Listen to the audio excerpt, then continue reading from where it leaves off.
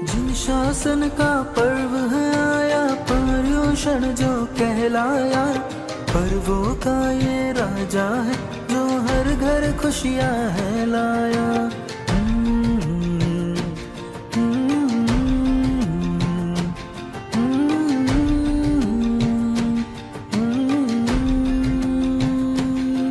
पर पुण्य कमाने का ये अवसर हो, पुण्य कमाने का ये अवसर फिर से लौट के है आया। प्रभु भक्ति की महक ने जग को चंदन से है महकाया।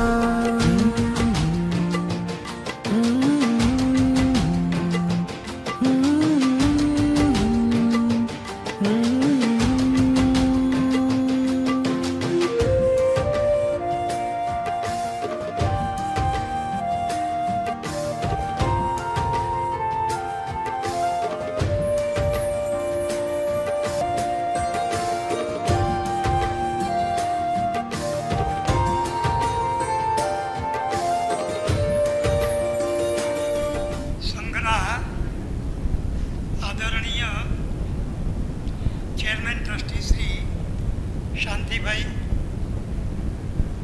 મેનેજિંગ ટ્રસ્ટી શ્રી અનિલભાઈ અને આદરણીય પ્રમુખ સાહેબ શ્રી રામજીભાઈ, આપ સૌ સર્વ ટ્રસ્ટીગણ, કાર્યવાહક સમિતિના આદરણીય સભ્યો અને આપ સૌ શાસન પ્રેમી, શ્રુત જ્ઞાન પ્રેમી શ્રાવક શ્રાવિકાઓ, ભાઈઓ બહેનો, માતાઓ, આજે આપણી પર્યુષણ વ્યાખ્યાનમાળાનું 40મું વર્ષ સતત વિધાઉટ એ સિંગલ ગેપ, સિંગલ બ્રેક અને કોઈ દિવસ કોઈ વક્તા ગેરહાજર રહ્યા હોય એવો એક પણ ભૂલમાય દાખલો નહીં, એ આપણા માટે ગૌરવની વાત છે. આપણે આ વ્યાખ્યાનમાળા શરૂ કરીએ એ પહેલાં ઉપાશ્રયમાં બિરાજમાન ધર્મ, જ્ઞાન, ચારિત્ર્ય દાતા, પ્રવચન પ્રભાવક પરમ પૂજ્ય શ્રી પ્રેરણાબાઈ મહાસતીજી, પરમ વંદનીય પરમ પૂજ્ય વિભૂષિતાજી મહાસતીજી, પરમ વંદનીય પરમ પૂજ્ય ધારણાજી બાઈ મહાસતીજી, પરમ વંદનીય પરમ પૂજ્ય હિતદર્શીજી મહાસતીજી, પરમ વંદનીય પરમ પૂજનીય કર્ણિકાજી મહાસતીજી, પરમ વંદનીય પરમ પૂજનીય પરમશ્રીજી મહાસતીજી, પરમ વંદનીય નૂતન દીક્ષિત પરમ પૂજ્ય ભવ્યદર્શીજી મહાસતીજી આદિ સારા સાતને મારા વતી, આપ સૌના વતી, સકલ સંઘ વતી અંતઃકરણપૂર્વક વંદના કરી અને આપણે આ વ્યાખ્યાનમાળાની શરૂઆત કરીએ. જાજુ નહીં બોલીએ, આપણે પર્યુષણ વિશે સમજાવવાની જરૂર નથી. પરી વત્તા ઉષણ પાસે બેસવું, આત્માની પાસે બેસવું, આત્મામાં બેસવું, બહિર્મુખ મટી અંતર્મુખ બનવું એ પર્યુષણનું પહેલું એક કર્તવ્ય. આમ જોવા જઈએ તો આપણી બહાર કેટલો કચરો છે એ આપણું ધ્યાન છે, પણ આપણી અંદર ભીતરમાં કામ, ક્રોધ, મદ, લોભ, મોહ, મત્સર, ઈર્ષ્યા, અદેખાઈ, લોભ, આવો બધો કસાયોનો, દ્વેષનો કેટલો કચરો ભરેલો છે એનો આપણે વિચાર કરતા નથી. આ 8 દિવસ એ મેલને શોધવાનો, આત્મનિરીક્ષણ કરવાનો અને એને દૂર કરવાનું આ પર્વ છે. બીજા બધા પર્વ કરતાં જુદું છે. બીજા બધા જે લૌકિક પર્વ છે એમાં ખાવું, પીવું, પહેરવું, ઉઠવું, મોજ મજા, આનંદ. જ્યારે આ અલૌકિક પર્વ એ ત્યાગનું પર્વ છે, છોડવાનું પર્વ છે, મૂકવાનું પર્વ છે. રાગ ત્યાગ અને ત્યાગમાંથી વૈરાગ્ય તરફ પાછા ફરવાનું આ પર્વ છે. અને એમાં આપણે આ જ્ઞાનનું શ્રુતનું શ્રવણ કરી અને ધન્ય થઈએ, કંઈક પામીને જઈએ. આ બેન જેવા બધા ઠેઠ ઠેઠ, કોઈ અમદાવાદથી, કોઈ સુરતથી, કોઈ રાજકોટથી, ક્યાંયથી ને ક્યાંયથી તૈયારી કરીને આવતા, દીઠા ન જડે ગોત્યા ન જડે એવા વિદ્વાન વિદુષીઓને આપણે પામીએ. જ્યારે આજે આપણે પામવાની જ વાત છે, ત્યારે આજના આપણા વિદુષી વક્તાની ઓળખાણની જરૂર નથી. આપણે ત્યાં 2 વખત આવી ગયા છે અને એમના સસરા શશિકાંતભાઈ મહેતા 4-6 વખત આપણે ત્યાં આવી ગયા છે. આપણે એમાં એમ કહેવાય છે કે પુત્ર કરતાં એક પુત્ર વધુ.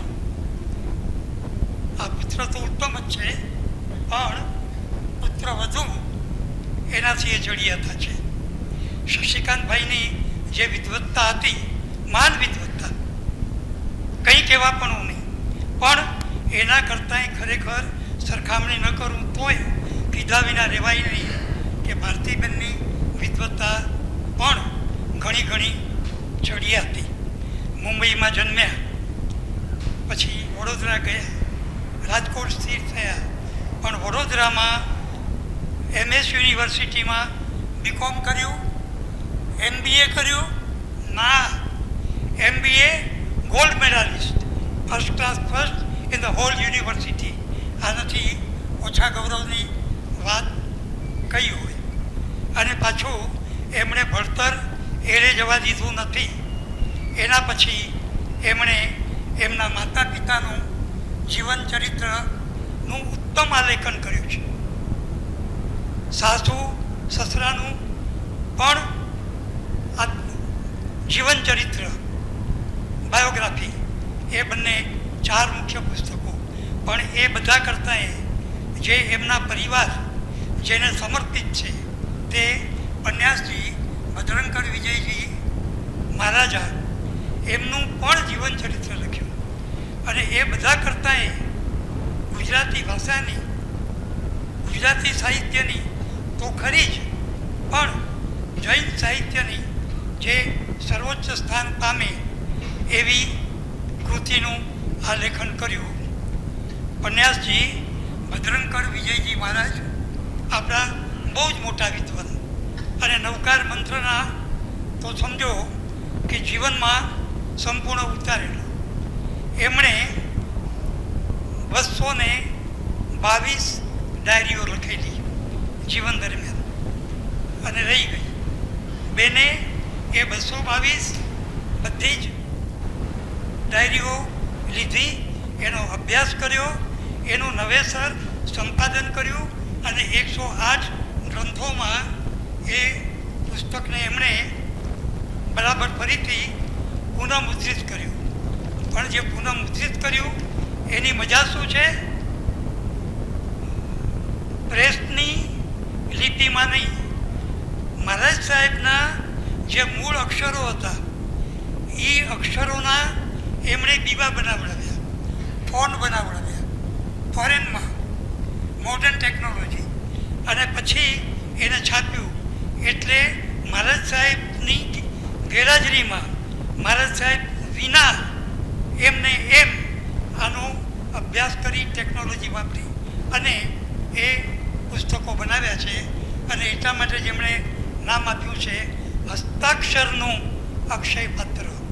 અને આ કૃતિને ગયે વર્ષે એક જે જૈન સાહિત્યનું સૌથી મોટું નોબેલ કહેવાય એ શ્રી ભદ્રંકર વિજય જ્ઞાનદીપ એવોર્ડ, જેમાં લાખ રૂપિયાની ધનરાશિ, બહુમાન, સન્માનપત્ર અપાય છે, એ જોવાનું સદભાગ્ય મને પ્રાપ્ત થયેલું ગયે વર્ષે છે. એવા ઉત્તમ વક્તા આપણને મળ્યા છે. એ બીજી ઘણા બધા ટ્રસ્ટ જોડે પણ જોડાયેલા છે. એમનો વિષય છે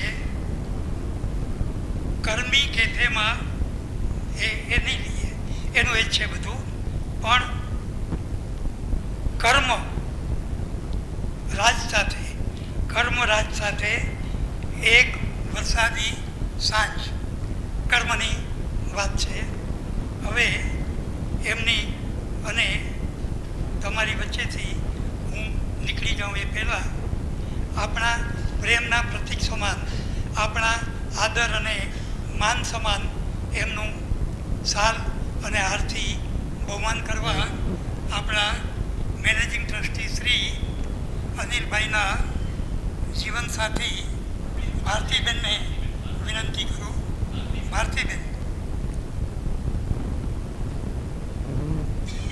પધારો.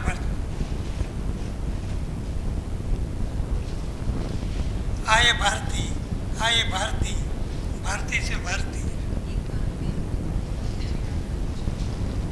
બેને કીધું કે પરિચય આપવાની જરૂર નથી, હવે એ તો અપાઈ ગયો.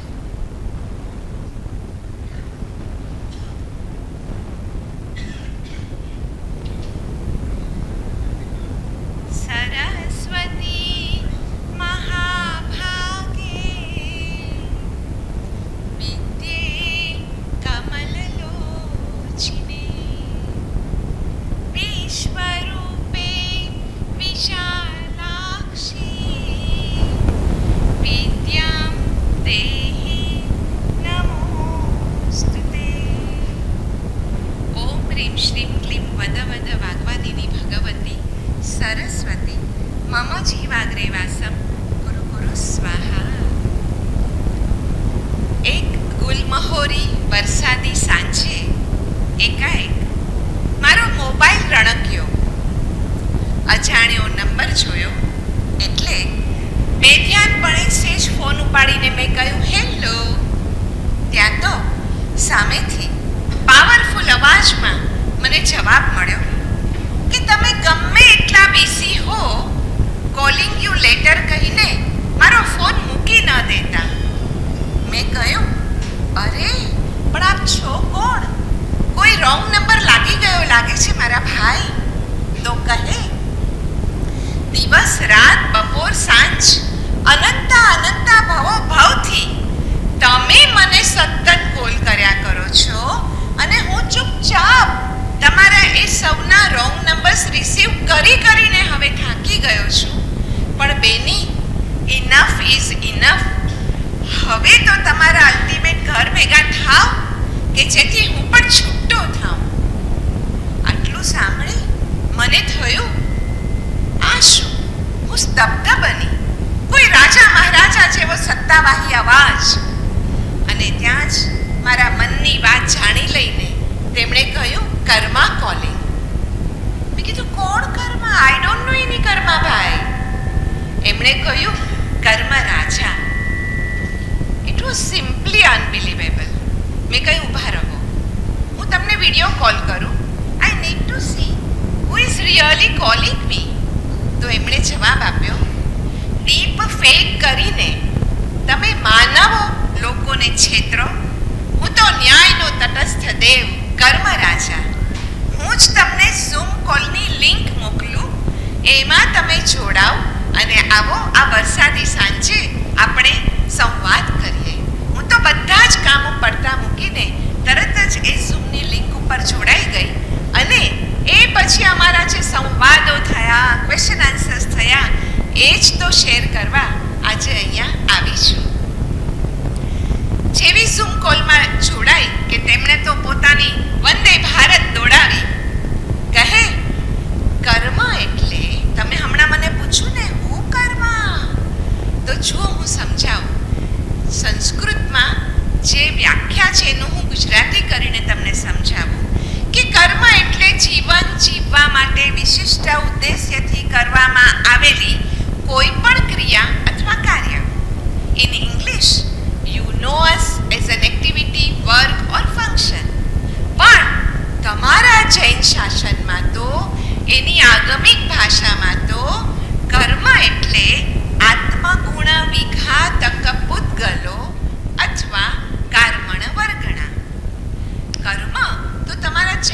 દર્શનનો મેરુદંડ છે, બેકબોન છે.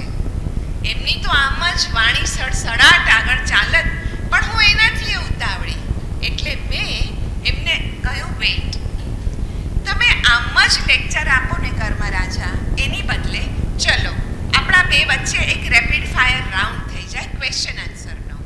તો એમણે કહ્યું, આ એટલો ઊંડો વિષય છે કે તમે રેપિડ ફાયર રાઉન્ડ નહીં બોલો, તમે બોલો સ્લો ફાયર રાઉન્ડ. મેં કાન પકડ્યા, સાચી વાત છે, ચલો આપણે શરૂ કરીએ. પણ એમણે કહ્યું કે આજે મને એક વસ્તુનો બહુ આનંદ છે કે આવા ઘનઘોર વાદળો તમારા 8મા માળની અટારીએથી જે દેખાય છે એના ફોટા ફેસબુક ઉપર અપલોડ કરવાનું મહાન કામ ત્યાગીને તમે આજે મારી સાથે આવી રીતે સંવાદ કરવા બેઠા છો. તો ચલો બોલો, તમારો પ્રથમ પ્રશ્ન શું છે? તો મેં કહ્યું, હા, આપે શું કહેલું? કાર્મણ વર્ગણા. હા, એટલે વળે શું? તેઓએ જવાબ આપ્યો, કાર્મણ વર્ગણા એટલે જીવનો જીનેટિક કોડ. ગાય કે હરણને કોણ કહેવા ગયું છે કે તેમણે માત્ર શાકાહારી જ રહેવાનું છે? અરે આ પંખીઓને કોણ કહે છે કે તેમણે સાયંકાળ સૂર્યાસ્ત પછી ચણવાનું બંધ કરવાનું છે? અને આ આંબાને કોણે કહ્યું છે, કોણે રેસીપી આપી છે કે કેરી કેમ ઉગાડાય, એને લીલીમાંથી પીળી કેમ કરાય? અરે આ બધી જ વસ્તુઓ એમના બીજમાં પ્રોગ્રામ્ડ જ છે. તો એવી જ રીતે તમારા જીનેટિક કોડમાં એટલે કે કાર્મણ વર્ગણામાં તમારા આ ભાવ ઉપરાંત ભવોભવના દરેકે દરેક કર્મો આમાં પ્રોગ્રામ્ડ જ છે, પણ બે રીતે. તમારા શુભ કર્મ છે એ પુણ્ય રૂપે અને અશુભ કર્મ છે એ પાપ રૂપે પ્રોગ્રામ્ડ જ છે. બાકી તો મનુષ્ય, પશુ, પંખી, વનસ્પતિ સૌ જીવો જ છે. તો એ બધામાં ફેર શું છે? કર્મનો. અરે એક નાનો બાળક તાજો જન્મેલો રોગી કેમ? કર્મ. એક સાધુ સાધક છતાં ઉપસર્ગો કેમ? કર્મ. મેં કહ્યું, હા, એ વાત તો સાચી, પણ આમ રાજન, કોઈ ફેવિકોલ જેવું હોય કે જેનાથી તમે અમારા આત્મા સાથે ચોંટી જાઓ? એમણે કહ્યું, અરે બેની, જેના વડે અમારા કર્મ પૂતગલો તમારા સાથે એટલે કે આત્મા સાથે વળગે, ચોંટે કે સંબદ્ધ થાય એને કહેવાય 6 પ્રકારની લેશિયા. જે તમારા શુભ કર્મ હોય એ તેજો લેશિયા, પદ્મ લેશિયા અને શુક્લ લેશિયા નામની લેશિયાઓ સાથે તમારા આત્મા સાથે સંબદ્ધ થાય.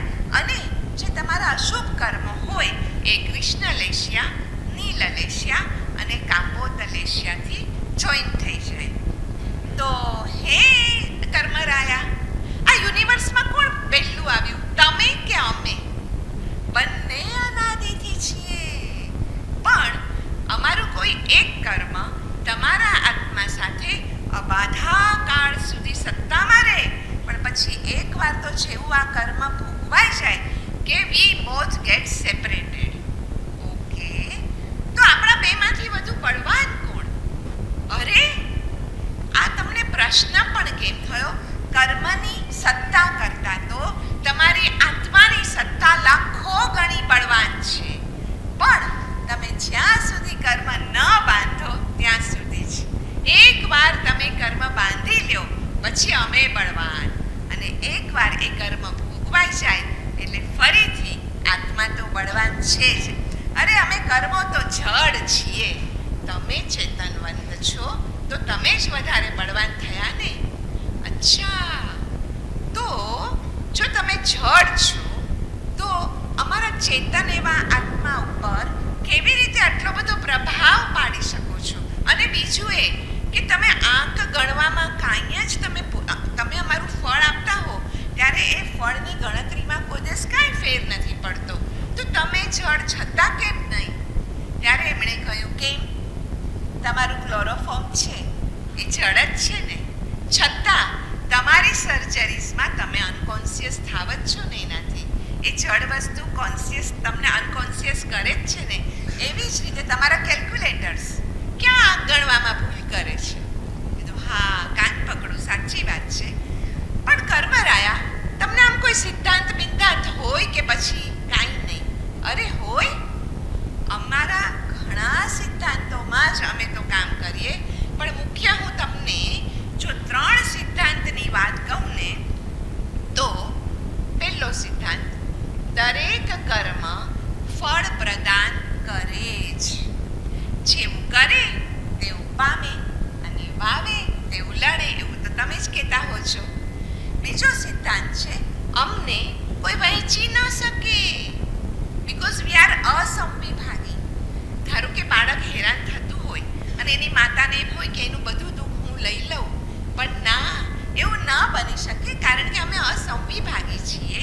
અને ત્રીજો સિદ્ધાંત છે અમારો કે કોઈ કર્મનું ફળ, ધારો કે આ ભવમાં, આ જન્મમાં જીવને ન મળ્યું તો એની માટે ભાવિ જીવન અનિવાર્ય જ બને, કમ્પલસરી એમણે પાછો જન્મ, ભલે એના કર્મ પ્રમાણે ગમે એ ગતિમાં હોય, અમે એમને પકડી પાડીએ.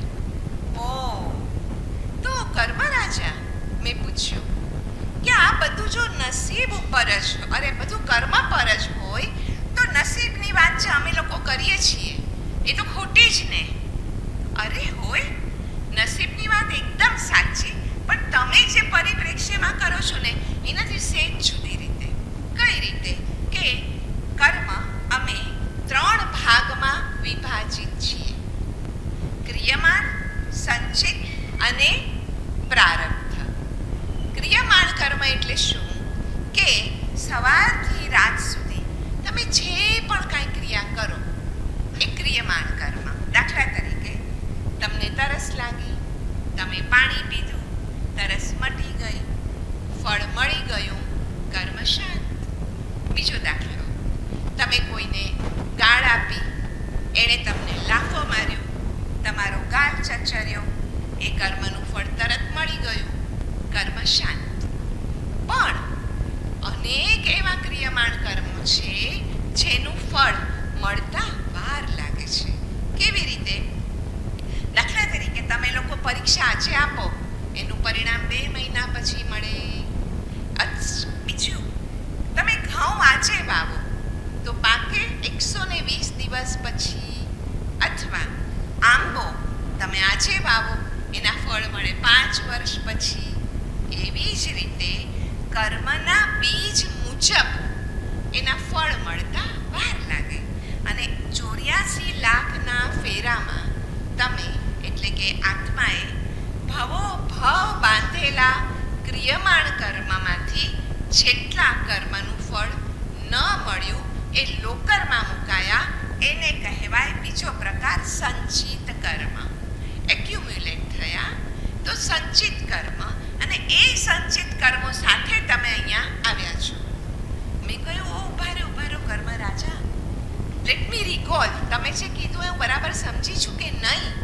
મેં કહ્યું કે જો અમારી જાગૃતિના 18 કલાકમાં, હા, ધારો કે મેં 100 ક્રિયમાણ કર્મ કર્યા, એમાંથી 90નું ફળ તો તરત મળી ગયું, 10 સંચિત લોકરમાં મુકાયા, બીજે દિવસે મેં બીજા કર્મ કર્યા, એમાંય વળી પાછા 10 ધારો કે વધ્યા, તો એવી રીતે મહિનાના અંતે 300 કર્મ સંચિતમાં લોકરમાં મુકાયા. 12 મહિને 3600. અને ધારો કે મારું આયુષ્ય હોય 82-83 વર્ષ, તો 3 લાખ જેટલા કર્મો લઈને હું બીજા જન્મમાં ગઈ, એમ? હાજી, એકદમ સાચી વાત. એટલે એક વસ્તુ તમે સમજી લો કે કર્મનો બંધ અને કર્મનો ઉદય 2 અલગ અલગ સમયે હોઈ શકે છે. અને એટલે જ તો તમારા પંડિત કવિ વીર વિજયજીએ ગાયું છે ને, લખ્યું છે ને કે બંધ સમયે ચિત્ત ચેતીએ ઉદયે શું સંતાપ. બંધ, કર્મનો બંધ થતો હોય ત્યારે આપણે ચેતતા નથી, અને એના ઉદય વખતે આપણે હો હા કરીએ છીએ.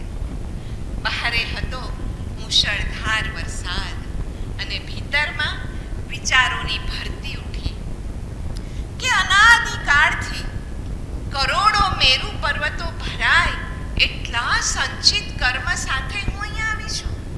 અને એમાંથી થોડાની નિર્જરા કરું છું, પણ એમાં બીજા કેટલાય વધારાના ઉમેરીને હું ફરીથી મારી ઉપરનું વસ્ત્ર બદલ્યા કરું છું. ઓહો હો, પણ ત્યાં જ એ વિચાર શૃંખલા અટકાવીને તેમણે વાત આગળ વધારી કે હવે સંચિત થયેલું કર્મ પાકે અને ફળ આપવા તૈયાર થાય ને ત્યારે એને પ્રારબ્ધ કર્મ કહેવાય. એ ત્રીજું કર્મ તમે જે કહેતા હતા કે નસીબની વાત ખોટી ના ખોટી નહીં. હવે અનંત અવતારથી તમને જે દેહો મળ્યા, તમારો દેખાવ, ગતિ, ક્ષેત્ર, જાતિ, જ્ઞાન, ટેલેન્ટ, સંબંધો, એ બધું જ કર્મના ઋણાનુબંધને કારણે એના અનુસાર જ મળે. તો મેં પ્રશ્ન કર્યો કે જો આમ બધું નિયત જ છે, બધું નક્કી જ છે, તો અમારે પુરુષાર્થ શેનો કરવાનો? તો તેમણે કહ્યું, અરે જ્યારે સંચિત થયેલું કર્મ પ્રારબ્ધ બનીને ઉદયમાં આવે ત્યારે નવું કર્મ ન બંધાય એનો. બસ તમારે પુરુષાર્થ માત્ર ને માત્ર આટલો જ કરવાનો છે, તો જ આ વિષચક્ર તૂટે અને ત્યારે સકળ કર્મોની નિર્જરા થતા આવરણ રહિત થઈ અને સિદ્ધશિલામાં બિરાજમાન થવાય. હું તો ગભરાઈ ગઈ. મેં કીધું, પણ કર્મરાજા, આમ કર્મના ઉદયકાળે કોઈની લાગવગ ન ચાલે? તો એમણે કહ્યું, ના, લાગવગ તો ન ચાલે, પણ હા, 5 વસ્તુ અસર કરી શકે: દ્રવ્ય, ક્ષેત્ર, ભાવ, ભવ અને કાળ. ઉત્સર્પિણી કાળ છે કે અવસર્પિણી કાળ છે, તમારું આત્મદ્રવ્ય કેટલું ભારે છે કે હલકું છે, તમે કયા ભાવમાં છો, કઈ ગતિમાં છો, અને તમારો ભાવ આ કર્મ જ્યારે ઉદયમાં આવ્યો ત્યારે કેવો છે, એ બધા ઉપર એની અસર તો ચોક્કસ થાય. તો મેં કહ્યું કે હા, અમારા પૂજ્ય ગુરુ મહારાજ, જે હમણાં જ નવીનભાઈએ વાત કરી, પૂજ્ય પન્યાસી મહારાજ, પન્યાસી ભદ્રંકર વિજયજી મહારાજ કહેતા કે તમને લોકોને એવું લાગે છે ને કે સૌથી મોટું દુઃખ મૃત્યુનું છે, પણ ના, સૌથી મોટું દુઃખ તો જન્મનું છે. તો મેં કહ્યું કે અમે આ જન્મમાં બધી જ ચિંતા કરી સિવાય એક અજન્મ થવાની ચિંતા અમે ક્યારેય નથી કરી. તો એમણે સમજાવ્યું કે કેમ, તમારું ભાડાનું મકાન હોય તો તમે કેટલી એની ચિંતા કરો? અમે કહી દઈએ, હા ભાઈ, કે ના બાબા ના, આપણું ઘર હોય તો ઠીક, બાકી મૂડી સાચવીને બેસો. તો આ ભાડારૂપી ઘર, આ શરીર તમને થોડાક જ વર્ષો માટે અમે એટલે કે કર્મોએ તમને ભાડે આપ્યું છે. તો શા માટે એની 5 ઇન્દ્રિયો, મન અને અહંકાર, એની બધી જ ઈચ્છાઓ શા માટે તમે પૂરી કરો છો? જો ભાડાના ઘરની 4 દિવાલો કદાચ જર્જરિત થઈ ગઈ હોય તોય તમે રહી લ્યો છો, તો તમે શા માટે આમ કરો છો એ જ મને તો સમજાતું નથી. કારણ કે શરીરને આજે જેટલું સુખ એટલું જ તમને એટલે કે આત્માને કાલે દુઃખ. મેં કહ્યું, જુઓ, છે ને અમારા બિચારાની કોઈક મજબૂરી હશે, બાકી અમે તો ફ્રીડમમાં બહુ માનીએ, અમે કાંઈ આવી રીતે કોઈ બંધનમાં બંધાઈએ એવા નથી. તો એ તો હસવા માંડ્યા. મને કે તમને એવું લાગે છે કે તમે બહુ ફ્રીડમમાં માનો છો, તમને ફ્રીડમ ગમે છે? હું તો આજકાલ જોઉં છું સ્ક્રીન ટાઈમમાં તમે બધા કેટલા બંધાઈ ગયા છો. દિવસોના દિવસો, અઠવાડિયા, મહિના તમારા માનવ ભાવના આયુષ્યના વયા જાય છે, તમને કાંઈ જ ફિકર જ નથી. પણ તમે કહો છો ને કે કંઈક તો કારણ હશે, બાકી અમે બંધાઈ એવા નથી. તો યુગોથી, યુગાંતરોથી મેં જે રીતે ઓબ્ઝર્વ કર્યું છે એ રીતે મને 5 આશ્રવો, 5 કારણો તમારા મળ્યા છે. પહેલું કર્મ બંધનનું તમારું કારણ છે અવિરતિ, અવ્રતપણું. હા, તમને તો નિયમ નથી લેવા, બાધા નથી લેવી, કોઈ વ્રત તો લેવું જ નથી, ક્યાંય બંધાવું જ નથી. પણ વ્રતમાં બંધાશો તો આ જન્મથી છૂટશો, પણ ના, તમારે તો બંધાવું જ નથી. બીજું છે મિથ્યાત્વ, એટલે કે ખોટા જ્ઞાન અને ખોટી માન્યતાઓને તમે જે શ્રદ્ધાપૂર્વક સાચું માની લ્યો છો એ છે બીજું આશ્રવ મિથ્યાત્વ, ત્રીજો છે પ્રમાદ. એટલે હું તો વચ્ચે જ ટપકી પડી. મેં કીધું પ્રમાદની વાત કરો છો? અમે તો એક રાતમાં આખી 8 એપિસોડની આખી વેબ સિરીઝ પૂરી કરી નાખીએ. કોઈ કહે છે અમે પ્રમાદી છીએ? અરે અમે તો બહુ એક્ટિવ છીએ. એમણે કહ્યું સાચી વાત છે, તમને લોકોને સાચી દિશાએ વળવાની આળસ છે. તમને લોકોને નિદ્રા, વિકથા કે અબહુમાન છોડવાની આળસ છે. અને ચોથું તમારો આશ્રવ, ચોથું કારણ છે ક્રોધ, માન, માયા, લોભ, રાગ, દ્વેષ ને મોહ. અને પાંચમું એટલે કે કશાયો થયા. અને પાંચમું કારણ છે યોગ, મનયોગ, વચનયોગ અને કાયયોગ. એ બધાને કારણે તમે ઈચ્છાપૂર્વક તમે કર્મ કરો છો. તો તમને એ નથી ખબર કે ઈચ્છા એ બંધન અને સમેટવું એ સાધના. પણ તમે તો ઈચ્છાને કારણે તમારી જાતને આ કર્મ સાથે મુસ્કેટાટ બાંધી દો છો. એની બદલે વિધિના વિધાન મુજબ પૂર્વકૃત તમારું કર્મ જે માંગે આપીને છૂટા થાવ ને ભાઈ. અરે કર્મ રાજા, તમે તો નવા નવા શબ્દો વાપર્યા કરો છો. હવે આ વિધિનું વિધાન એટલે શું ભાઈ? એમણે કહ્યું છું વિધિનું વિધાન એટલે કર્મનો કાયદો. કઈ રીતનો? અમારા કાયદામાં આમ તો ક્યાંય બાંધછોડ નથી, પણ હા વાયદાનો સોદો છે. દાખલા તરીકે આજે જ પાપ વાવો અને આજે જ લણો એવું નથી. જુઓ, હમણાંનો જ એક પ્રસંગ કહું કે તમારા જ નગરના એક વિદ્વાન સેશન્સ જજ મોર્નિંગ વોકમાં નીકળેલા. એની બાજુમાંથી દોડતો એક યુવક પસાર થયો અને ત્યાં જ પાછળથી કોઈએ એની પાછળ ખંજર માર્યું. એટલે જજે તરત જ પાછળ ફરીને જોયું કે અરે આ તો પડી ગયો, આ એને ખંજર મારનાર કોણ છે? લાવ હું એને પકડી લઉં. પાછળ જોયું તો પેલો યુવક આગલા યુવકને જોતો હતો કે પડી ગયો પણ મરી તો ગયો છે કે નહીં, અને જોયું કે તો નિશ્ચેતન થઈ ગયો છે અને ભાગ્યો. પણ એટલી વારમાં જજે એમને બરાબર ઓળખી લીધો. 6 મહિના પછી એવું થયું કે એમની સેશન્સ કોર્ટમાં એમનો કેસ આવ્યો અને એમણે જેને ફાંસી જાહેર કરવી જ પડે એ તો બીજું જ કોઈક હતું. એટલે જજને બહુ આશ્ચર્ય થયું કે પુરાવા એ રીતના હતા કે એને જ ફાંસી જાહેર કરવી પડે. એટલે એને પર્સનલી એની ચેમ્બરમાં મળવા બોલાવ્યો અને પૂછ્યું કે ભાઈ તે પહેલાં ક્યારે કોઈ ખૂન કર્યું છે? એમણે કહ્યું કે જુઓ નામદાર, હવે હું સાચી વાત કરી દઉં છું, મેં પહેલાં 2 ખૂન કર્યા છે, પણ ત્યારે મેં બહુ ભારે પૈસા આપીને મોટા મોટા વકીલોને રોકીને અને હું છૂટી ગયેલો. પણ આ કેસમાં હું સાવ જ નિર્દોષ છું. જજે કહ્યું ભાઈ આ કર્મનો કાયદો છે ને કોઈને છોડતો નથી. આજે નહીં તો કાલે વાયદાનો સોદો છે એની પાસે. પણ હવે તારે માથે મોત છે તો હવે તું સમજી જા, ગહના કર્મણો ગતિ. કર્મની ગતિ બહુ ગહન છે પહેલા. અહીંયા આપણા સંસારના કાયદા મુજબ કે ઇન્ડિયન પિનલ કોડ મુજબ ગમે એ પુરાવા સાથે અમારે જજમેન્ટ આપવું પડે. એનું જજમેન્ટ ક્યારેય ખોટું હોતું નથી. મેં કહ્યું કે વાત તો બહુ સાચી છે. મને થોડીક એક આડ વાત, તમને એક બીજો પ્રશ્ન પૂછવાનું મન થાય છે કર્મ રાજા, કે મને છે ને એવું છે નવી નવી ગાથા પાકી કરવાનું મન બહુ હોય, મને યાદ જ નથી રહેતી. અને ક્યાંક કદાચ લેક્ચર આપવા જવાનું થાય તો મને કોઈ દિવસ કડકડાટ યાદ ન રહે. મારા હાથમાં કાગળો તો હોવા જ જોઈએ. તો એમાં પણ તમે જ કારણરૂપ છો. તો એમણે કહ્યું હા મેડમ, તમારો ખોરાક જેમ તમને પચે અને 7 ધાતુમાં રૂપાંતરિત થાય એ જ રીતે તમે કરેલા કૃત્યો 8 કર્મની પ્રકૃતિમાં વિભાજિત થાય. કઈ રીતે જુઓ, જે અમારી 8 પ્રકૃતિ એટલે જ્ઞાનાવરણીય કર્મ, દર્શનાવરણીય કર્મ, મોહનીય કર્મ અને અંતરાય કર્મ એ 4 ઘાતી કર્મ, અને વેદનીય કર્મ, આયુ કર્મ, નામ કર્મ અને ગોત્ર કર્મ એ 4 અઘાતી કર્મ.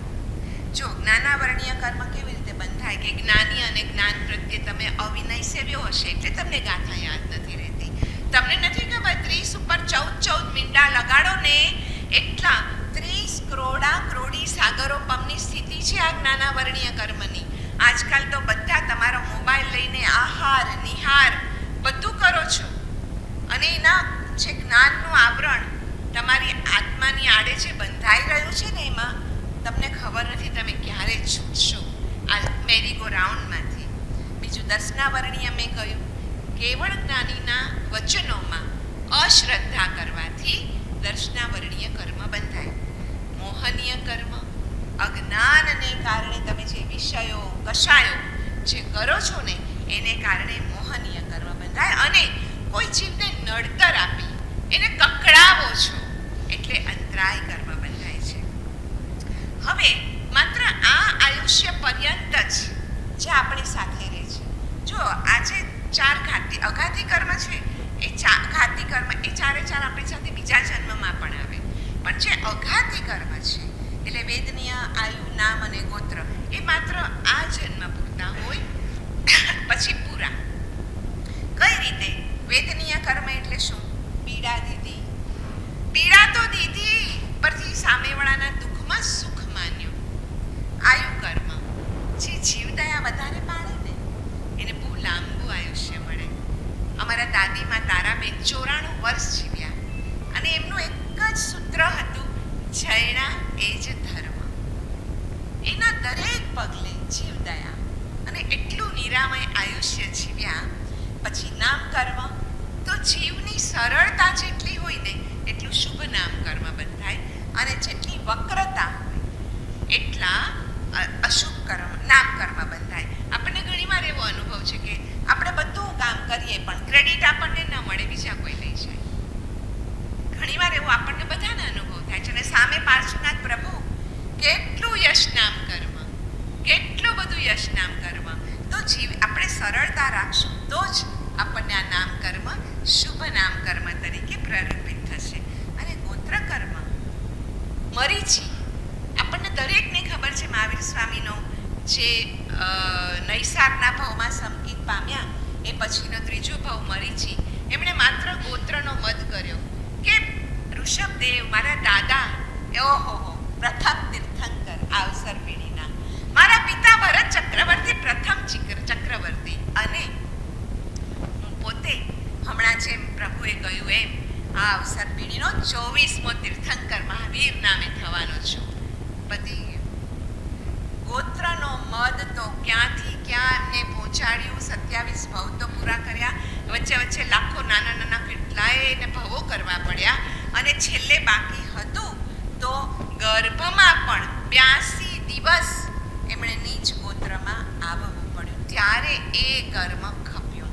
હવે આપણે જ વિચારવાનું છે કે શું કરવું. અને આ 4 અઘાતી કર્મોનો ક્ષય થાય ને એટલે નિર્વાણ પાકવું અને 4 ઘાતી કર્મોનો ક્ષય થાય એટલે કેવળ જ્ઞાન પાકવું. અને કેવળ જ્ઞાન એટલે શું? જેમ કર્મો આપણી સત્તામાં છે એમ કેવળ જ્ઞાન પણ આત્માની સત્તામાં જ છે. એને બહારથી લાવવું નથી પડતું, એ તિરોભૂત છે, એને અંતર્ભૂત કરવાનું છે. એટલે કેવળ જ્ઞાન અંદર જ પડેલું છે. પણ જેવી રીતે એક ચરુ દાટેલો હોય માટીમાં અંદર અને એને આપણે બહાર કાઢ્યો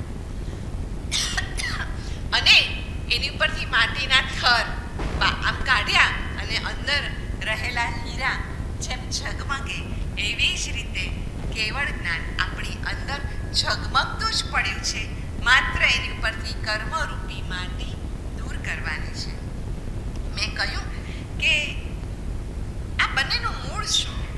તો એણે કીધું અઘાતી કર્મનું મૂળ ઘાતી કર્મ અને ઘાતી કર્મનું મૂળ મોહ અને અજ્ઞાન. તો મોહ અને અજ્ઞાન છે ત્યાં સુધી અમે કેવી રીતે આ બધા કર્મો ભોગવશું? તો એમણે કહ્યું છું સ્પૃષ્ટ, બદ્ધ, નિધત્ત અને નિકાંચિત. આ 4 રીતે તમે જે 8 કર્મ બાંધ્યા છે ને એ તમે ભોગવશો.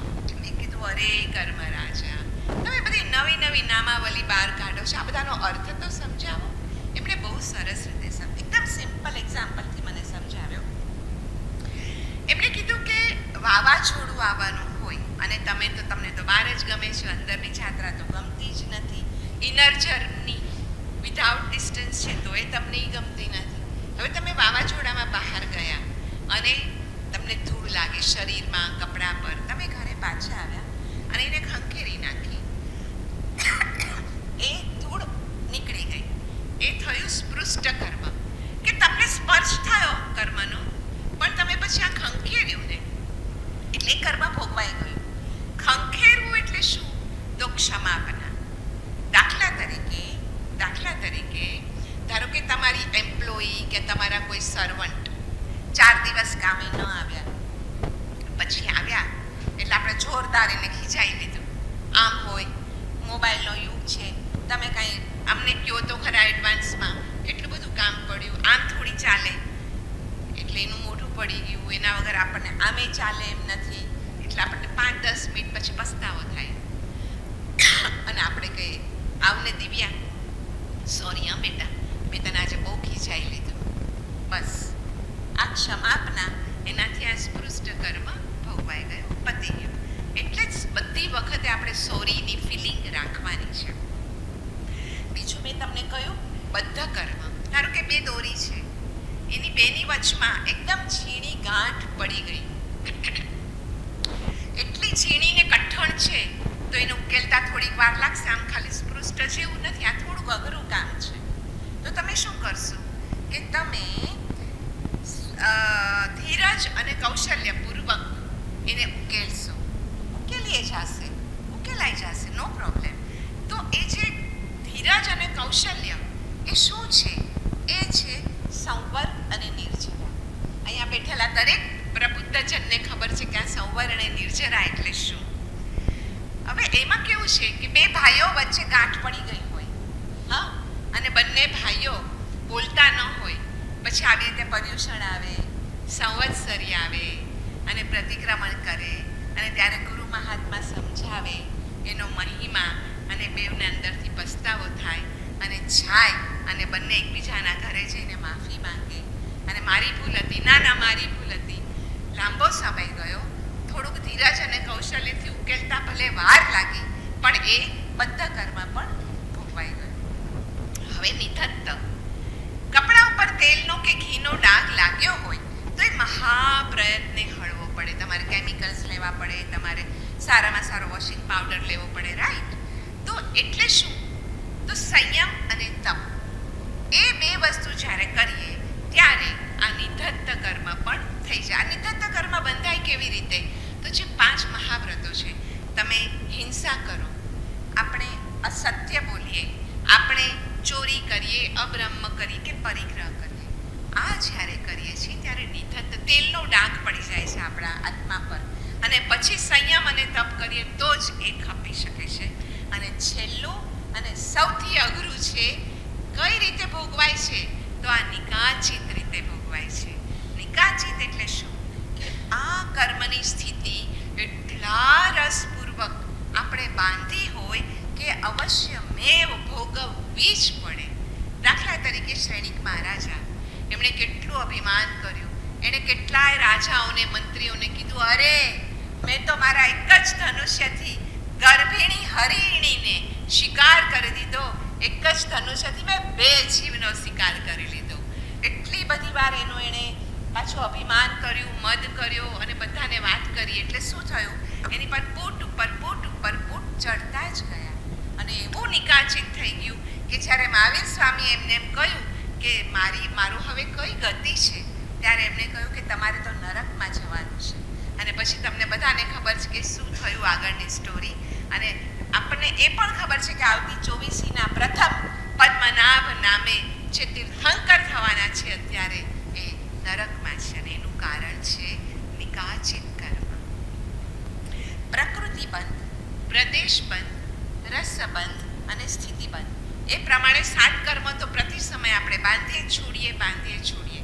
પણ એક આયુષ્ય કર્મ એવું છે કે જે આખા આયુષ્યમાં, આખા જીવનમાં માત્ર એક જ વાર અને ગમે ત્યારે બંધાઈ શકે, અને એ નિકાચિત જ હોય. એકવાર ગતિ બંધાઈ ગઈ એટલે ગતિ ન ફરે. હા, ત્રીજી નરકમાં સુધી આવી ગયા પણ નરક વહી ગઈ એવું ન થયું. એટલે એ રીતે એમ થઈ શકે છે. અને એક જ વાર જ્યારે નિકાચિતપણે બંધાય ને ત્યારે આપણી ગતિ નક્કી થઈ જાય નેક્સ્ટ. તો મેં એમને પૂછ્યું કે આમ એડવાન્સમાં કંઈ ખબર પડે કર્મ રાજા કે મારી આવતા ભાવની ગતિ કઈ હશે? તેમણે કીધું યસ ઓફકોર્સ ખબર પડે. આઈ વોઝ તો સો એક્સાઇટેડ. અરે વાહ રે વાહ, હું મારી કઈ ગતિ હશે આવતા જન્મમાં, હું શું કઈ ગતિમાં હોઈશ? હું દેવલોકમાં તો છું ને, હું મનુષ્યમાં તો છું ને, હું તિર્યંશમાં તો નથી ને, હું નરકમાં તો નથી ને. એમણે કહ્યું ધીરી ખમ સન્નારી, શાંતિથી સાંભળ. જો તું તારું સેલ્ફ એનાલિસિસ કર. શું તમને આ ભાવમાં ક્રોધ, માન, માયા, લોભ, રાગ, દ્વેષ સતાવે છે? તો કદાચ તમે નરક ગતિનું એડવાન્સ બુકિંગ કરાવી રહ્યા છો. જો તમને માયા, કપટ અને દંભ ગમે છે તો તમે તિર્યંશ લોકનું બુકિંગ કરાવી રહ્યા હો. અચ્છા, કદાચ તિર્યંશ ગતિના વિઝા તો માંગતા હો પણ તમને લોભ અને પરિગ્રહ જો ગમતો હોય તો નક્કી રાખજો કે આ ગયા જન્મમાં પેલી કીડીઓ અને પેલી મધમાખીઓને પણ એ જ તો ગમતું હતું, લોભ અને પરિગ્રહ. એટલે આજે તેઓ મધમાખીને કીડી થયા છે. અચ્છા, તમને સરળતા અને દાન ગમે છે? ઓહ, તો તમે મનુષ્ય ભાવનું જ બુકિંગ કરાવતા હોય એવું બની શકે, જેમાં 4 ગતિમાંથી આવી શકાય ને 5 ગતિમાં જઈ શકાય. આ એક જ મનુષ્ય ગતિ એવી છે કે જેમાંથી સિદ્ધશિલા ઉપર મોક્ષમાં મુક્તિગમન શક્ય છે. બાકી કોઈ ગતિમાંથી બીજે મોક્ષમાં જવાતું નથી. તો તમે સરળતા અને દાન એ 2 વસ્તુ ઉપર તમારે ધ્યાન આપવું પડે. અને તમને તપ, ત્યાગ, પ્રભુ ભક્તિ, ગુરુ ભક્તિ, આપણે બધા કેવા છે, ભદૈયા છીએ. ભાદરવો આવે એટલે આપણે ખાલી અત્યારે થોડી બધું ભક્તિ કરી લઈએ, હા ને? પણ જો તમને તપ, ત્યાગ, પ્રભુ ભક્તિ, ગુરુ ભક્તિ 12 મહિના હંમેશ માટે ગમતું હોય તો કદાચ એવું બને કે તમે સમકીથી દેવ થવાની તૈયારી કરી રહ્યા હો. ચલો દેવી, હવે તમે જ સેલ્ફ એનાલિસિસ કરી લો કે તમારી આવતી ગતિ કઈ છે. ઓહો, મને તો ક્યારેક ક્રોધમાન માયા લોભ થાય છે, ક્યારેક સરળતા જતી રહે છે અને ક્યારેક હું લોભ અને પરિગ્રહ પણ કરું છું. તો હવે બદલી શકાય? યસ, કેમ નહીં? જો તમારું આયુષ્ય નહીં બંધાયું હોય તો તમે અત્યારથી ફેરફાર કરી નાખો. કારણ કે આયુષ્ય તો ગમે ત્યારે જીવનના આખા આયુષ્યના 1/3 પાર્ટમાં ગમે ત્યારે બંધાશે. ત્યારે ન બંધાયું, 90 વર્ષનું આયુષ્ય લઈને આવ્યા હો અને તમારું 1/3 એટલે 30મા વર્ષે ન થયું તો બાકી રહેલા 60ના 1/3 એટલે બીજા 20 એટલે 50મા વર્ષે ન ત્યારે પણ ન આયુષ્યનો બંધ પડ્યો તો વળી જે બાકી રહ્યા એના 1/3, એના 1/3, એના 1/3, નહીંતર છેલ્લા સમયનો જે 1/3 સમય બાકી રહે. કારણ કે બીજી ગતિમાં આયુષ્યનો બંધ ન પડે, એ વિસા ન મળે, આધાર કાર્ડ ન મળે તો તમને બીજી ગતિમાં ક્યાંય એન્ટ્રી ન મળે. એટલે આયુષ્યનો બંધ તો પડવાનો છે ગમે ત્યારે, એક જ વાર. અને એટલે જ તમારે ક્ષણે ક્ષણે સજાગ રહેવાનું છે કે આ ક્ષણે જો મને ક્રોધ આવે છે અને મારો 1/3 ટાઈમ હશે અને મારું જો આયુષ્યનો બંધ અત્યારે પડી ગયો તો હું શું થાય છે એ તમારે જ હવે વિચારવાનું છે. તો રાજાજી, તમે આમ કયા રૂટમાં અમારામાં એન્ટર થાવ? કયા રૂટમાંથી તમે આવો? આમ કોઈ પ્રવેશ દ્વાર ખરા? એમણે કહ્યું કે અરે આખા આટલા 14 બ્રહ્માંડમાં અમારે આવવાના માત્ર 3 જ નાના દ્વાર, તમારા મન, વચન અને કાયા. બસ એ સિવાય ચોથું દ્વાર જ નથી કે અમે તમારામાં એન્ટર થઈ જઈએ. અને એટલે જ ભાવ કર્મ અને દ્રવ્ય કર્મ નિવારવા માટે તમારે પ્રત્યેક ક્ષણે સજાગ રહેવાનું છે. અરે મહાવીર સ્વામીએ પણ ગૌતમ સ્વામીને કહેવું પડ્યું કે એકો સમય મા પમાય, એક પણ ક્ષણનો પ્રમાદ કરીશ નહીં, કારણ કે નહીંતર પછી તારી શું ગતિ થશે એ કોઈને ખબર નથી. ઓકે, તો અમારે નવીન કર્મને આવતા જ અટકાવવા હોય તો શું કરીએ? અરે એની જ માટે તો છે 6 આવશ્યકો, નામમાં જ આવશ્યક છે, એ કરવાના જ છે. એમાં આવે સામાય. ચતુર્વિંશતિ સ્તવ એટલે કે લોગસનો કાવસક, વંદન, પ્રતિક્રમણ કાવસક અને પચખાણ. હા, એ વાત સાચી. પણ રાજાજી, વિશ્વ ઉપર છે ને તમારું સામ્રાજ્ય બહુ છે ભાઈ. આમ અમે તમારાથી ડરી ડરીને જ જીવીએ. ત્યારે એમણે કહ્યું કે હા, અમારો ન્યાય અટલ છે, એ વાત તમારી સાચી, પણ પ્રભુની કૃપા છે ને એ પણ અચલ છે. અને પ્રભુની કૃપા એકવાર ઉતરી જાય પછી અમારું કાંઈ ન ચાલે. અને કૃપા ઉતરે છે 12 પ્રકારના તપથી. આજે તપનો આટલો મહિમા આપણા જૈન શાસનમાં શું કામ શાસ્ત્રોમાં કયો છે? કારણ કે આ તપને કારણે જ તો કર્મ ક્ષય થઈ શકે છે. એટલે મેં કહ્યું, પણ મારા વાલા દાદાજી, મારાથી તપ જ નથી થતું, તો શું કરું? એણે કીધું, કેમ તમે ખાલી એક અનશન પકડીને બેઠા છો? આગળ જાઓ. ગુણોત્રી, રસત્યાગ, વૃત્તિ સંક્ષેપ, સંલીનતા અને કાયક્લેશ એ બાહ્ય તપ. અને આભ્યંતર તપમાં પણ જુઓ, પ્રાયશ્ચિત, વિનય, વૈયાવચ્ચ, સ્વાધ્યાય અને કાયોત્સર્ગ. આ બધું કેટલું ઇઝી છે. આ બધા તપ જ છે. તમે ક્ષણે ક્ષણે કરી શકો. એની માટે તમારે કોઈ 14ની, 8મની કે પર્યુષણની રાહ પણ ન જોવી પડે. તો તમે એ તપ તો ક્ષણે ક્ષણે તમે આદરી શકો છો અને તમારો કર્મનો ક્ષય કરી શકો છો. તો કર્મરાજા અમારા શાસનમાં આવી બધી જ ક્રિયાઓની પાછળ શું કાંઈ ને કાંઈ આવા રહસ્યો ગોપિત છે? હા, તમને શાસ્ત્રકારોએ કાંઈ કીધું નથી, પણ એવી મસ્ત વિધિ બતાડી દીધી છે. તમને ડૉક્ટર પાસે તમે દવા લેવા જાઓ તો તમને કહે છે કે આ હું ડાયગ્નોસિસ શું કામ કરું છું, તમને આ દવા શું કામ લખું છું, એની અંદર શું શું કેમિકલ્સ છે, કેટલા પર્સન્ટેજ આ છે, કાંઈ નથી કહેતા. અને તમે શ્રદ્ધાપૂર્વક એને લઈ લો છો અને તમે સાજા થઈ જાઓ છો. એવી જ રીતે શાસ્ત્રકારોએ, હવે દાખલા તરીકે હું તમને કહું કે આ 6થું તપ, આભ્યંતર તપ, મેં હમણાં તમને કાવસક કીધું. તમને ખબર છે કાવસક શું છે? મેં કીધું શું છે કાવસક? એટલે અમે તો ઘણી વાર થાકી જઈને, કંટાળી જઈને, બગાસા ખાઈને અડધો લોગસ કર્યો અને ન કર્યો, ને બધાએ કીધું નમોરી અંતાણમ, એટલે અમે પણ બહાર આવી જઈએ, આવર્તનમાંથી બહાર. અરે તમને ખબર નથી. જુઓ, તમે પ્રતિક્રમણમાં ઘણીવાર છે ને ચંદેસુ નિમ્મલૈરા સુધી જ આવે ક્રિયામાં કે ભાઈ એટલો જ લોગસનો કાવસક કરવો. આપણને ત્યાં શું, ક્યારેક ચંદેસુ નિમ્મલૈરા સુધી, ક્યારેક સાગર વર્ગંભીરા સુધી, ક્યારેક સંપૂર્ણ લોગસ, ક્યારેક એક નવકાર, ક્યારેક આ શું છે બધું? જો આજે હું તમને એનું રહસ્ય કહું. ચંદેસુ નિમ્મલૈરા સુધીનો કાવસક એટલે 25 શ્વાસોશ્વાસ પ્રમાણ કાવસક. શું કામ ભાઈ ચંદેસુ નિમ્મલૈરા સુધી જ? તો ઉપાધ્યાયજી ભગવંતોના 25 ગુણોને એનાથી થાય છે વંદન. એ ગુણો તમારા આત્મામાં અવધારાય છે. હવે દાખલા તરીકે સાગર વર્ગ ગંભીરા સુધીનો લોગસનો કાવસક એટલે 27 શ્વાસોશ્વાસ, 14 રાજલોકમાં રહેલા 27 ગુણો સહિતના પ્રત્યેક સાધુને આ લોગસના કાવસકથી થાય છે વંદન અને તમને થાય છે એના કારણે કર્મક્ષય. હવે 28 શ્વાસોશ્વાસ પ્રમાણ એટલે સંપૂર્ણ લોગસનો કાવસક. ભાઈ 28 તો અમારે કાંઈ નથી. હરે કે 24 તીર્થંકરો અને 4 શાશ્વતા ચિહ્ન, એને વંદન થઈ જાય છે સંપૂર્ણ લોગસથી. અને એક નવકારનો કાવસક એટલે 8 શ્વાસોશ્વાસ.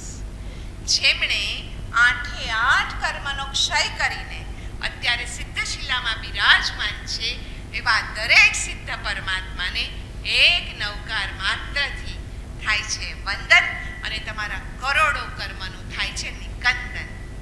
ઓહો, તો આ 4 નવકારના કાવસકથી શું થાય? કે એમાં 32 શ્વાસોશ્વાસ થયા? હા, થયા. ઓકે, તો જેમણે 20 સ્થાનક તપ સેવીને 12 ગુણ સહિતના અરિહંતો જે થયા એ બધાને આ 4 નવકારના કાવસકથી થાય છે પ્રણામ. પણ આ સંવત્સરીમાં છે ને કર્મરાજા નથી મજા આવતી. કારણ કે એમાં છે ને 40 લોગસ ને ઉપર એક નવકાર ગણો વળી. આ એનું શું કારણ હશે? એમાં તો થાકી જવાય પગ. મારા સાહેબ બહુ આગ્રહ રાખે, ચલો બધા ઊભા થઈને કાવસક કરો. અમે તો રાહ જોતા કે કોઈ 1-2 જણા બોલે નમો રે અંતાણમ એટલે પૂરું કરી નાખીએ. અરે એવું ન કરતા. આ તમને ખબર નથી આ શું વસ્તુ છે? મેં કહ્યું શું વસ્તુ છે? તેમણે પૂછ્યું, ઓકે 40 શ્લોકસ ચંદેસુ નિમલયરા સુધી, બરોબર? હા, એટલું સારું છે, હજી આખો લોગસ નથી, એમાં છે 3 પદ ઓછા. અરે એક મિનિટ તું જાળવી લે બેના. જો 40 શ્લોકસ એટલે 25 શ્વાસોશ્વાસ ગુણ્યા 40 એટલે કેટલા થયા?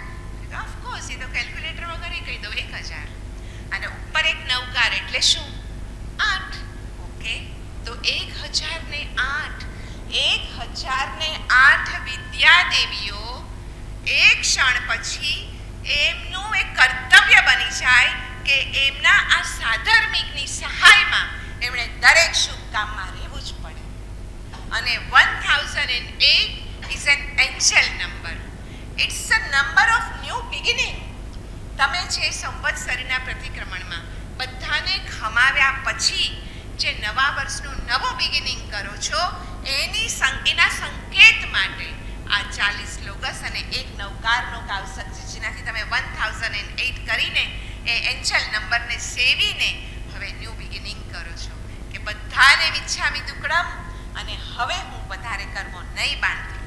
ઓકે, તો કર્મરાજ અમના કર્મરોગથી મુક્તિ જોઈએ છે તો શું કરીએ? અરે કર્મરોગનું કારણ તમે જુઓ, પ્રભુ નામનું વિસ્મરણ એ જ કર્મનું કારણ. એટલું એક યાદ રાખી લો. એટલે જ તો એના ઔષધ રૂપે શ્રી નમસ્કાર મહામંત્રનો આટલો મહિમા છે. હા, એ વાત સાચી. અમારા પૂજ્ય પિતાજી શશિકાંતભાઈ મહેતા કહેતા કે જેને આ નવકારના 68 અક્ષરમાં પોતાનું અક્ષય પદ દેખાતું નથી એ સર્વે નિરક્ષર છે, અભણ છે. અને આ નવકારનો જાપ એ કાંઈ ક્રિયા નથી, આ માત્ર એ પોકાર છે સિદ્ધ પરમાત્માને કે તમે સિદ્ધ થયા, મને શુદ્ધ કરો. અને શુદ્ધ થયા પછી તો સિદ્ધ થવું ક્યાં મુશ્કેલ જ છે. એટલે તમારે કર્મનો અમારો હિસાબ તો ચૂકવવો જ રહ્યો, કારણ કે મોક્ષ તમારી રાહ જુએ છે. હા, એ વાત સાચી. પણ આ ચક્કર જે તમે કીધું મેરી ગો રાઉન્ડ, એને અટકાવવાનો એક ઈઝી કોઈ રસ્તો બતાડો ને. નિષ્કામ કર્મ. બધા કર્મો તમારી સામે જે આવે ને એ નિષ્કામપણે કરો, અને જે પણ કર્મ કરો એ પ્રભુને સોંપી દો. બસ, પછી તમને કોઈ કર્મ નવું નહીં લાગે. અને તમે તો છે ને કાંઈ પણ કરો ને એમાં તમારો લાભ જુઓ છો, પણ જે પંચમહાભૂતમાંથી તમે બન્યા છો ને એ ત્યાં યુનિવર્સમાં તો આખો આપવાનો યજ્ઞ ચાલે છે. અને તમે અમને આપો કરો છો. એની બદલે તમે આપો બીજાને, એટલે તમારું એ નિષ્કામ કર્મ થઈ જશે. પણ ભાઈ સાહેબ, તમે છે ને અમે લઈએ ને એમાં તમે અમને સજા બહુ કરો છો. હા, કર્મરાજા કહે અમે ને સજા, અમે ને દંડ. અરે, તમે જેનું અને જેવું બીજ વાવ્યું એનું અમે તમને માત્ર ફળ આપીએ છીએ.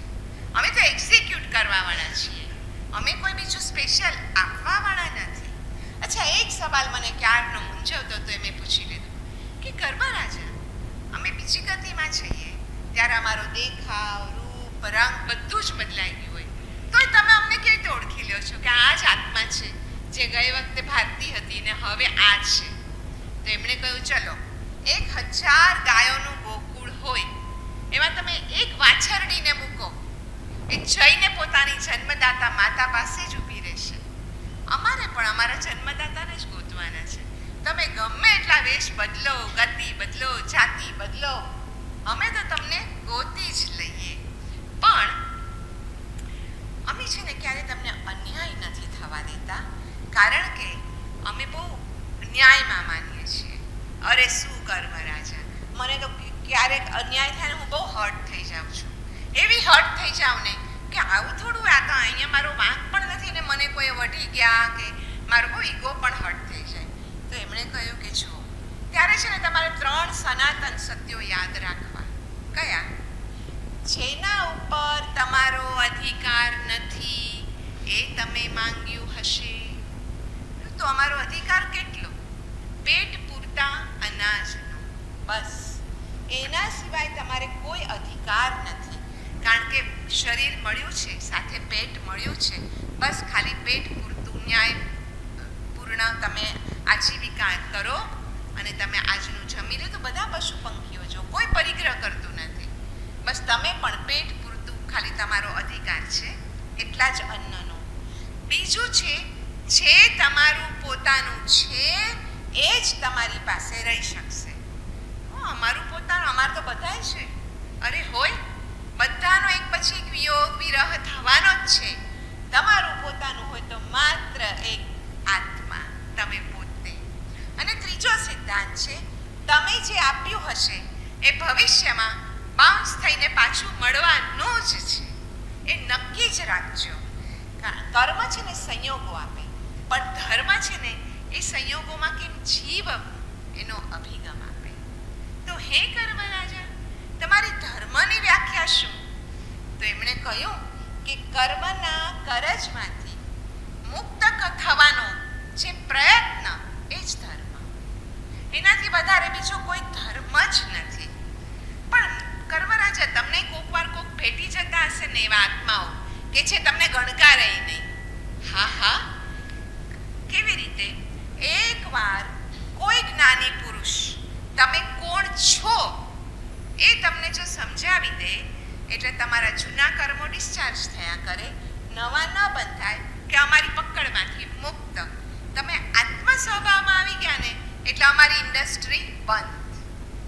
સાચી વાત છે. અમારા ગુરુ મહારાજ પન્યાસજી મહારાજ એમ જ કહેતા કે આ દેહધારી આત્મા એક મુસાફર છે. થોડાક વખત માટે જન્મે જન્મે એ દેહરૂપી વૃક્ષ નીચે ખાલી થાક ખાવા બેસે છે અને પછી ધીમે ધીમે ભૂલથી એ વૃક્ષને જ એટલે કે આ દેહને જ હું સમજી લે છે.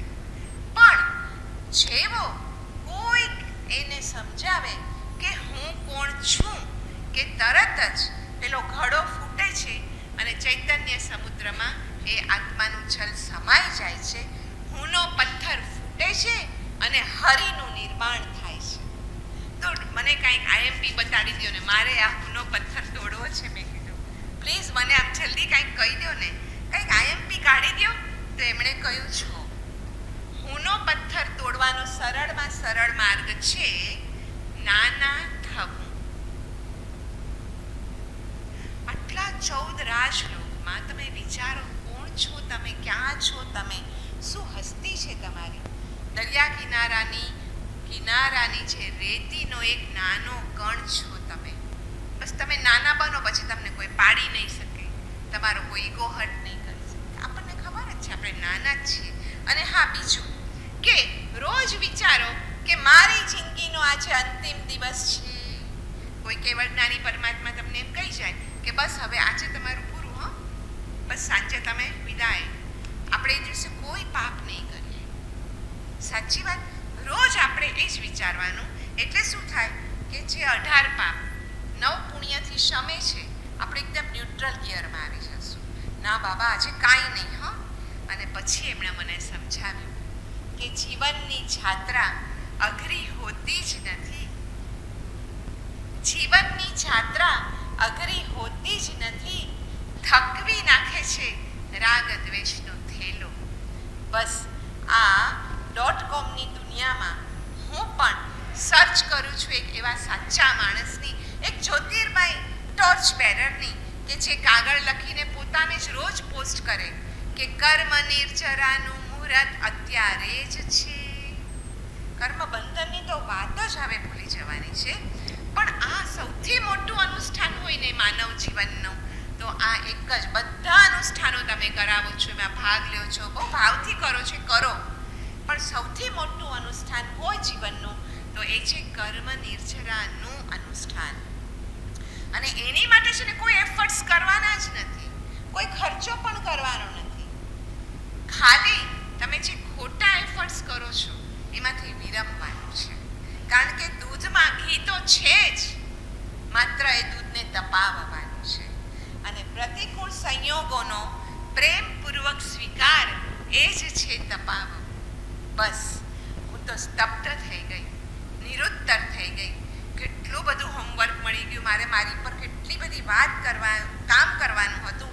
એટલે મેં કહ્યું, એક મિનિટ તમે તો જવાની તૈયારી કરતા લાગો છો. મને એક છેલ્લું short and compact to do list આપીને જાઓ કર્મ રાજા. એમણે કહ્યું, આચારમાં અહિંસા, વિચારમાં અનેકાંત, વ્યવહારમાં અપરિગ્રહ અને હૃદયમાં ક્ષમાપના. બસ આ શોર્ટ એન્ડ કોમ્પેક્ટ એવું મેં તમને ટુ ડુ લિસ્ટ આપી દીધું. બીજી વાર આઈ રિપીટ, આચારમાં અહિંસા, વિચારમાં અનેકાંત, વ્યવહારમાં અપરિગ્રહ અને હૃદયમાં ક્ષમાપના. અને હા, થેન્ક યુ, સોરી ને ગ્રેટિટ્યુડ, આ ત્રણ જ ભાવમાં રહેવાનું. ચોથો ભાવ જેવો આવે એટલે કહેવાનું નહીં, મારે હવે ખાલી નિર્જરાનું જ અનુષ્ઠાન છે, હવે હું ચોથા ભાવમાં જવા જ નથી માંગતી. પણ હા, હું તમને આજે થેન્ક યુ કહું છું કે તમે આજે આઈ રિયલી અપ્રિશિએટ કે તમે ચેટ જીપીટી કે મેટા એઆઈમાંથી આ બધું જનરેટ કરી લેવાની બદલે તમે મારી સાથે લાઈવ ચેટમાં જોડાયા. ઓહો, થેન્ક યુ વેરી મચ. પણ હવે મારી બધી વાત યાદ રાખીને સમેટવાની સાધના શરૂ કરી દેજો. હા, અને કર્મ રાજાએ તો વિદાય લીધી. કર્મ રાજાની આવી પ્રજ્ઞાશીલ અને ધારદાર વાણીએ, એના વરસાદે મને એવી તો ભીંજવી કે કોઈ એપ કે કોઈ પ્લેટફોર્મ વગર જ મને મારી જન્મની વેબ સિરીઝ દેખાઈ રહી. અને પછી મેં નક્કી કર્યું કે બસ હવે મારે માત્ર પ્રેમથી ભીના ભીના જ થવું છે. હવે જાણી ગઈ છું, એક નદી વહે મુझ ભીતર, એક નદી વહે મુझ ભીતર, પીડા પિંગલા બે છે કાંઠા, વચ્ચે બેઠો છે ફણીધર, એક નદી વહે મુझ ભીતર. એટલે હવે હું ફ્રી થાઉં છું ને તો ફેસબુક ખોલવાની બદલે નવકારવાળી ખોલું છું અને શિવમસ્તુ સર્વ જગતઃની પ્રાર્થના કરીને નવકાર મહામંત્ર ગણવા બેસી જાઉં છું. ઈજન છે તમને બધાને પણ કર્મ રાજા તરફથી. તમે એ સ્વીકારશો તો મારી આ વરસાદી સાંજની એ ડેટ, મારી એ ઇવનિંગ અને કર્મ અને આત્માની જુગલબંધી હું સફળ ગણીશ. What is your take? મને કહેજો ક્યારેક ફોન કરીને. અને પ્રાંતેશ્રી, મારા બહુ જ ફેવરિટ કવિ હરીન્દ્ર દવેની કવિતાના 2 પંક્તિ બોલું છું કે શબ્દોની સંગત છોડી દઉં મારા સાધુ, મને આપો એક અનહદનો સૂર. શ્રી જિનેશ્વર ભગવંતની આજ્ઞા વિરુદ્ધ મારાથી કાંઈ પણ બોલાઈ ગયું હોય તો ત્રિવિધે મિચ્છામિ દુક્કડમ કહું છું. નમામિ સબ્બ જીણાણમ, ખમામિ સબ્બ જીવાણમ. મને શ્રવણદાન દેવા બદલ આત્મિક આભાર. નમસ્કાર, પ્રણામ.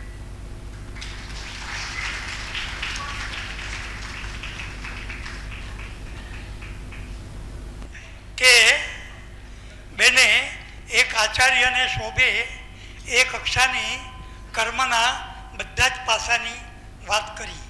સમય પ્રમાણે ક્રિયમાણ કર્મ, સંચિત કર્મ, પ્રારબ્ધ કર્મની વાત કરી. તો બીજી રીતે અંતરાય કર્મ, જ્ઞાનાવરણીય, એ બધાની પણ વાત કરી. કર્મ બંધ કઈ રીતે તૂટે એની પણ વાત કરી. નિર્જરાની, આમ બધા જ પાસા એમણે આવરી લીધા. બીજું વિશેષ કંઈ કહેવાનું રહેતું નથી. પણ આપણા બધાનો મૂંઝવતો એક પ્રશ્ન છે, આ કર્મબંધ ન થાય માટે શું કરવું, એના કરતાંય કર્મબંધ છોડવા શું કરવું. એક જ વાક્ય આપણે ત્યાં કહ્યું છે, સ્વ આત્મા માટેની જાગૃતિ, સ્વ આત્મા માટેની જાગૃતિ, જીવાત્મા પ્રત્યેની મૈત્રી, જીવાત્મા પ્રત્યેની મૈત્રી અને પરમાત્મા પ્રત્યેની ભક્તિ. આ 3 વસ્તુ જીવનમાં હોય તો ગમે ત્યારે કર્મબંધ થાય આપણને સદગતિ જ મળે. સ્વ આત્મા માટેની જાગૃતિ એટલે પોતાની જાતને સતત જોયા કરવું.